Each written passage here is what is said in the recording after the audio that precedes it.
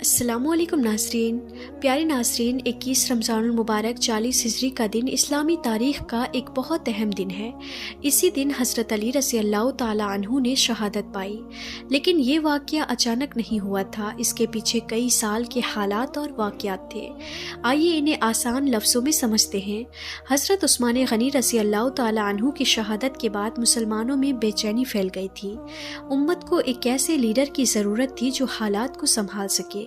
اس وقت مدینہ کے زیادہ تر لوگوں نے حضرت علی رضی اللہ تعالی عنہ کے ہاتھ پر بیعت کی۔ اس طرح آپ مسلمانوں کے امیر المومنین بن گئے اور خلافت کی ذمہ داری آپ نے سنبھال لی۔ لیکن اس دور میں حالات بالکل آسان نہیں تھے۔ حضرت طلحہ، حضرت زبیر اور ام المومنین حضرت عائشہ صدیقہ رضی اللہ تعالی عنہا بصرہ کی طرف گئے۔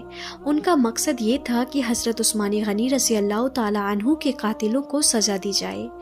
اس مسئلے کو لے کر مسلمانوں کے الگ الگ گروپ بن گئے اور حالات بہت نازک ہو گئے۔ جب حضرت علی رضی اللہ تعالیٰ عنہ کو یہ خبر ملی تو آپ بھی عراق کی طرف روانہ ہوئے۔ راستے میں بصرہ پڑتا تھا، اس لیے دونوں جماعتوں کا سامنا وہیں ہو گیا۔ یہیں وہ مشہور جنگ ہوئی جسے جنگ جمل کہا جاتا ہے۔ اس جنگ میں حضرت طلحہ اور حضرت زبیر رضی اللہ تعالیٰ عنہما شہید ہو گئے اور دونوں طرف سے بہت سے لوگ مارے گئے۔ اس کے بعد حضرت علی رضی اللہ تعالیٰ عنہ کچھ دنوں تک بصرہ میں ٹھہرے اور پھر کوفہ کی طرف تشریف لے گئے۔ اس وقت کوفہ آپ کی حکومت کا اہم مرکز بن گیا۔ اسی بیچ شام کے گورنر حضرت امیر معاویہ رضی اللہ تعالیٰ عنہ نے بھی حضرت عثمان رضی اللہ تعالیٰ عنہ کے قاتلوں سے بدلہ لینے کی بات اٹھائی۔ اس وجہ سے دونوں طرف تناؤ بڑھ گیا۔ آخر دونوں لشکر آمنے سامنے آئے اور صفین کے مقام پر کئی دنوں تک جنگ چلتی رہی۔ پھر حالات کو دیکھتے ہوئے جنگ کو روک دیا گیا اور ایک سمجھوتے پر معاملہ ختم ہوا۔ اس کے بعد دونوں جماعتیں اپنے اپنے علاقوں کی طرف لوٹ گئی۔ حضرت امیر معاویہ رضی اللہ تعالیٰ عنہ شام لوٹ گئے اور حضرت علی رضی اللہ تعالیٰ عنہ کوفہ واپس آ گئے۔ لیکن اس کے بعد ایک نیا مسئلہ پیدا ہوا۔ آپ کی فوج کے کچھ لوگ آپ سے الگ ہو گئے۔ انہیں بعد میں خارجی کہا گیا۔ انہوں نے آپ کی خلافت کو ماننے سے انکار کر دیا اور لا حکم الا للہ کا نعرہ لگانے لگے۔ دھیرے دھیرے انہوں نے ایک الگ جماعت بنا لی اور فساد پھیلانے لگے۔ حالات کو قابو میں کرنے کے لیے حضرت علی رضی اللہ تعالی عنہ نے پہلے انہیں سمجھانے کی بہت کوشش کی اور حضرت ابن عباس رضی اللہ تعالی عنہ کو ان کے پاس بھیجا۔ لیکن جب معاملہ نہیں سلجھا تو آخرکار جنگ ہوئی۔ اس جنگ میں خارجی ہار گئے۔ کچھ لوگوں نے اپنی غلطی مان لی اور واپس مسلمانوں کے ساتھ مل گئے، لیکن کچھ لوگ بھاگ کر نہروان کی طرف چلے گئے اور وہاں فساد کرنے لگے۔ آخرکار حضرت علی رضی اللہ تعالیٰ عنہ خود وہاں پہنچے اور نہروان میں ان کے فساد کو ختم کر دیا۔ کچھ تاریخی روایتوں میں آتا ہے کہ نہروان کی جنگ کے بعد کچھ خارجی لوگ بہت غصے میں تھے۔ انہی میں سے 3 لوگ عبد الرحمن بن ملجم، برق بن عبداللہ اور عمرو بن بکیر مکہ مکرمہ میں آپس میں ملے۔ انہوں نے بیٹھ کر یہ سازش کی کہ وہ 3 بڑے لوگوں کو قتل کریں گے۔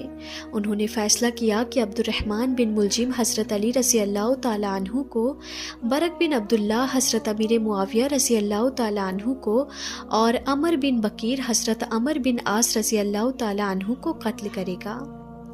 اس کے بعد یہ تینوں اپنے اپنے شہروں کی طرف روانہ ہو گئے۔ عبد الرحمن بن ملجم کوفہ پہنچا اور وہاں اس نے خارجیوں سے بات کی۔ اس نے ان سے کہا کہ وہ حضرت علی کرم اللہ تعالی وجہ الکریم کو شہید کرنے کا ارادہ رکھتا ہے۔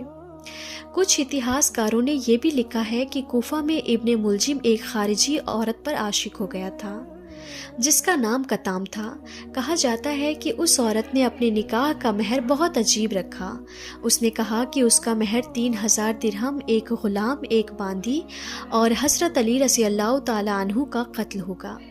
شاعر فرجدق نے بھی اپنے اشعار میں اس واقعے کی طرف اشارہ کیا ہے اور کہا ہے کہ ایسا مہر پہلے کبھی نہیں دیکھا گیا جس میں کسی بڑے شخص کے قتل کو بھی شامل کر دیا گیا ہو۔ اسی بیچ کچھ روایتوں میں یہ بھی بیان کیا گیا ہے کہ 17 رمضان المبارک 40 ہجری کی صبح حضرت علی رضی اللہ تعالیٰ عنہ اپنے بڑے صاحبزادے حضرت امام حسن رضی اللہ تعالیٰ عنہ سے ایک خواب کا ذکر کر رہے تھے۔ آپ نے فرمایا کہ میں نے خواب میں رسول اللہ صلی اللہ تعالیٰ علیہ وسلم کی زیارت کی۔ میں نے عرض کیا کہ یا رسول اللہ صلی اللہ تعالیٰ علیہ وسلم، آپ کی امت نے میرے ساتھ انصاف نہیں کیا اور مجھ پر بہت ظلم ہوا ہے۔ روایت میں آتا ہے کہ حضور اکرم صلی اللہ تعالیٰ علیہ وسلم نے فرمایا کہ ظالموں کے لیے دعا کرو۔ تب حضرت علی رضی اللہ تعالیٰ عنہ نے دعا کی کہ اے اللہ، مجھے ان لوگوں سے بہتر لوگوں کے پاس پہنچا دے اور میری جگہ ان لوگوں پر ایسا شخص حاوی کر دے جو ان کے لیے سخت ہو۔ ابھی یہ باتیں چل ہی رہی تھی کہ معظم ابن نباہ نے اذان دی، الصلاۃ الصلاۃ، یعنی نماز کا وقت ہو گیا ہے۔ حضرت علی رضی اللہ تعالیٰ عنہ نماز پڑھانے کے لیے گھر سے باہر نکلے۔ راستے میں آپ لوگوں کو جگاتے جاتے تھے اور نماز کے لیے بلاتے جاتے تھے۔ اسی وقت گھات لگائے بیٹھے عبد الرحمن بن ملجم اچانک سامنے آ گیا۔ جیسے ہی موقع ملا اس نے تلوار سے زوردار وار کیا۔ وار اتنا سخت تھا کہ تلوار حضرت علی رضی اللہ تعالیٰ عنہ کی پیشانی سے کنپٹی تک لگتی ہوئی سر میں جا لگی۔ روایتوں میں آتا ہے کہ جیسے ہی یہ وار ہوا تو حضرت علی رضی اللہ تعالیٰ عنہ نے فرمایا، رب کعبہ کی قسم میں کامیاب ہو گیا۔ جب حضرت علی رضی اللہ تعالیٰ عنہ پر تلوار کا وار ہوا تو آپ پوری طرح زخمی ہو گئے۔ یہ خبر پھیلتے ہی لوگ چاروں طرف سے دوڑ پڑے اور حملہ آور عبد الرحمن بن ملجم کو پکڑ لیا گیا۔ روایتوں میں آتا ہے کہ جب یہ خبر پھیلی تو حضرت امام حسن رضی اللہ تعالیٰ عنہ بہت غمگین حالت میں روتے ہوئے اپنے والد حضرت علی رضی اللہ تعالیٰ عنہ کے پاس پہنچے۔ حضرت علی رضی اللہ تعالیٰ عنہ نے انہیں تسلی دی اور بڑے پیار سے فرمایا، بیٹے میری کچھ باتیں یاد رکھنا۔ پھر آپ نے کچھ اہم نصیحتیں فرمائی۔ آپ نے فرمایا کہ سب سے بڑی دولت انسان کی عقل اور سمجھ ہے، سب سے بڑی غریبی بے وقوفی ہے، سب سے بڑی مصیبت گھمنڈ اور تکبر ہے، اور سب سے بڑی نیکی انسان کا اچھا کردار اور اچھا ویوہار ہے۔ پھر حضرت امام حسن رضی اللہ تعالیٰ عنہ نے عرض کیا کہ اور بھی نصیحت فرمائیے۔ تب حضرت علی رضی اللہ تعالیٰ عنہ نے کچھ اور باتیں سمجھائی۔ آپ نے فرمایا کہ بے وقوف انسان کی دوستی سے بچو، کیونکہ وہ بھلائی کرنا چاہتا ہے لیکن کئی بار نقصان کر دیتا ہے۔ جھوٹے آدمی سے دور رہو، کیونکہ وہ سچ اور جھوٹ کو الٹا پلٹا کر دیتا ہے۔ کنجوس آدمی سے بھی بچ کر رہو، کیونکہ وہ تمہیں انہی چیزوں سے روک دے گا جن کی تمہیں سب سے زیادہ ضرورت ہوتی ہے۔ اور برے کردار والے انسان سے بھی دور رہو، کیونکہ وہ تھوڑے سے فائدے کے لیے اپنے ساتھی کو بھی چھوڑ سکتا ہے۔ حضرت علی رضی اللہ تعالیٰ عنہ اس حملے کے بعد بہت سخت زخمی ہو گئے تھے، لیکن اس کے باوجود آپ 2 دن تک زندہ رہے۔ اتہاس میں مشہور ہے کہ 19 رمضان المبارک 40 ہجری کو زخمی ہوئے اور 21 رمضان کی رات کو آپ کا وصال ہو گیا۔ انا للہ و انا الیہ راجعون۔ آپ کی عمر اس وقت 63 سال تھی اور آپ نے قریب 4 سال 8 مہینے اور 9 دن تک مسلمانوں کی خلافت کی ذمہ داری نبھائی۔ آپ کے وصال کے بعد حضرت امام حسن، حضرت امام حسین اور حضرت عبداللہ بن جعفر رضی اللہ تعالیٰ عنہ نے مل کر حضرت علی رضی اللہ تعالیٰ عنہ کو غسل دیا۔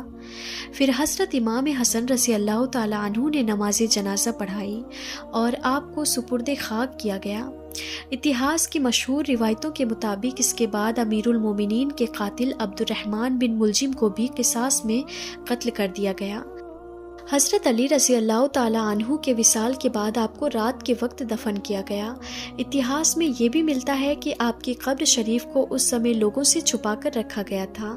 اس کی ایک وجہ یہ بتائی جاتی ہے کہ کہیں خارجی لوگ آپ کی قبر کی بے حرمتی نہ کر دیں۔ اسی وجہ سے آپ کے مزار کے بارے میں اتہاس میں الگ الگ رائے ملتی ہے۔ کچھ اتہاسکار کہتے ہیں کہ آپ کو کوفہ کے قریب دفن کیا گیا تھا۔ ابو بکر بن عیاش رحمۃ اللہ علیہ کا کہنا ہے کہ آپ کی قبر شریف کو اس لیے چھپایا گیا تھا تاکہ دشمن لوگ اس کی بے ادبی نہ کر سکیں۔ کچھ روایتوں میں یہ بھی بیان کیا گیا ہے کہ آپ کے بیٹے حضرت امام حسن رضی اللہ تعالیٰ عنہ نے آپ کے جسم مبارک کو کوفہ سے مدینہ منورہ لے جانے کا ارادہ کیا تھا تاکہ آپ کو رسول اللہ صلی اللہ تعالیٰ علیہ وسلم کے قریب دفن کیا جا سکے۔ لیکن اتہاسکاروں کے بیچ اس بارے میں الگ الگ باتیں ملتی ہیں۔ کچھ لوگ کہتے ہیں کہ راستے میں اونٹ بھٹک گیا تھا، اسی لیے بعد میں آپ کے جسم مبارک کو دوسری جگہ دفن کیا گیا۔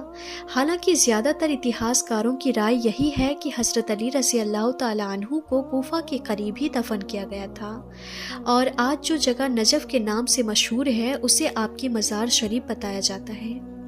اتہاس کی کچھ روایتوں میں یہ واقعہ بھی بیان کیا گیا ہے کہ ایک بار کوفہ کے لوگوں نے حضرت علی رضی اللہ تعالی عنہ سے عرض کیا کہ اس سال دریا فرات میں بہت تیز باڑھ آ گئی ہے اور ہماری کھیتی کو نقصان ہو رہا ہے۔ انہوں نے آپ سے گزارش کی کہ آپ اللہ تعالیٰ سے دعا کریں کہ پانی کم ہو جائے۔ یہ سن کر حضرت علی رضی اللہ تعالی عنہ گھر کے اندر تشریف لے گئے۔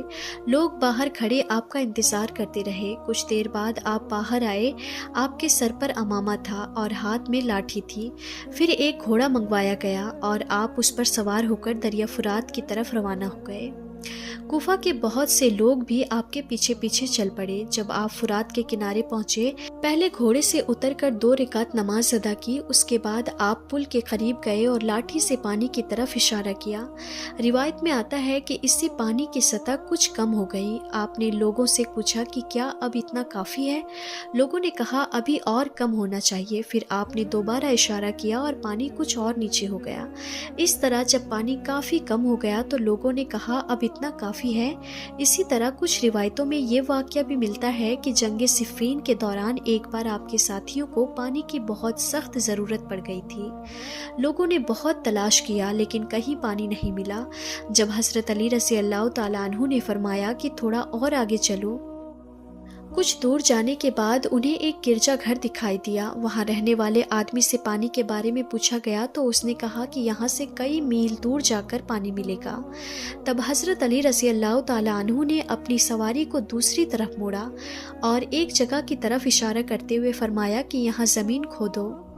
لوگوں نے زمین کھودنی شروع کی تو تھوڑی دیر میں ایک پتھر نظر آیا۔ ساتھیوں نے اس پتھر کو ہٹانے کی بہت کوشش کی لیکن وہ ہلا بھی نہیں۔ تب حضرت علی رضی اللہ تعالی عنہ آگے بڑھے۔ آپ نے خود پتھر کو پکڑ کر ہٹایا اور اس کے نیچے سے صاف اور ٹھنڈا پانی نکل آیا۔ سبھی لوگوں نے اس پانی سے پیا اور اپنے برتن بھی بھر لیے۔ پھر آپ نے فرمایا کہ اس پتھر کو واپس اپنی جگہ پر رکھ دو اور اس جگہ کو ڈھک دو۔ جب وہاں موجود ایک راہب نے یہ سب دیکھا تو وہ بہت حیران ہوا۔ وہ حضرت علی رضی اللہ تعالی عنہ کے پاس آیا اور بڑے ہی ادب سے پوچھا کہ کیا آپ اللہ کے نبی ہیں؟ آپ نے فرمایا نہیں۔ اس نے پوچھا کہ کیا آپ کوئی فرشتے ہیں؟ آپ نے فرمایا نہیں۔ پھر اس نے پوچھا تو آپ کون ہیں؟ حضرت علی رضی اللہ تعالی عنہ نے فرمایا میں حضرت محمد مصطفیٰ صلی اللہ تعالی علیہ وسلم کا داماد اور ان کا خلیفہ ہوں۔ یہ سن کر وہ راہب بہت پربھاوت ہوا اور اس نے وہیں اسلام قبول کر لیا۔ پھر حضرت علی رضی اللہ تعالی عنہ نے اس سے پوچھا کہ تم اتنے سمے سے اپنے دین پر تھے، پھر آج اسلام قبول کرنے کی وجہ کیا ہے؟ روایت میں آتا ہے کہ اس راہب نے جواب دیا، حضور ہماری کتابوں میں لکھا ہوا ہے کہ اس جگہ کا راز اس شخص سے کھلے گا جو اس چٹان کو ہٹا کر پانی نکال دے گا، اور اس میں یہ بھی لکھا تھا کہ وہ شخص یا تو کوئی نبی ہوگا یا پھر کسی نبی کا قریبی رشتہ دار ہوگا۔ جب میں نے دیکھا کہ آپ نے اس پتھر کو ہٹا دیا اور وہاں سے پانی نکل آیا تو مجھے یقین ہو گیا کہ وہی نشانی پوری ہو گئی جس کا ہمیں انتظار تھا۔ اسی وجہ سے میں نے اسلام قبول کر لیا۔ روایت میں آتا ہے کہ جب حضرت علی رضی اللہ تعالی عنہ نے یہ بات سنی تو آپ بہت بھاوک ہو گئے اور آپ کی آنکھوں سے آنسو بہنے لگے۔ پھر آپ نے فرمایا کہ تمام تعریفیں اللہ تعالیٰ کے لیے ہے جس نے مجھے اپنی کتابوں میں بھلایا نہیں بلکہ میرا ذکر پہلے سے موجود رکھا۔ اس کے بعد اتہاس میں حضرت علی رضی اللہ تعالی عنہ کی عقل، انصاف اور حکمت کے کئی واقعے بھی بیان کیے جاتے ہیں۔ ایسا ہی ایک مشہور قصہ یہ ہے کہ ایک بار 3 آدمی آپ کے پاس آئے۔ ان کے پاس کل 17 اونٹ تھے۔ انہوں نے آپ سے کہا کہ ان اونٹوں کو ہمارے بیچ بانٹ دیجیے۔ ہم تینوں میں ایک آدمی آدھے اونٹ کا حقدار ہے، دوسرا تہائی کا اور تیسرا 9ویں حصے کا، لیکن ہماری شرط یہ ہے کہ اونٹ پورے ملے، کسی اونٹ کو کاٹا نہ جائے اور کسی کو پیسے دے کر معاملہ ختم نہ کیا جائے۔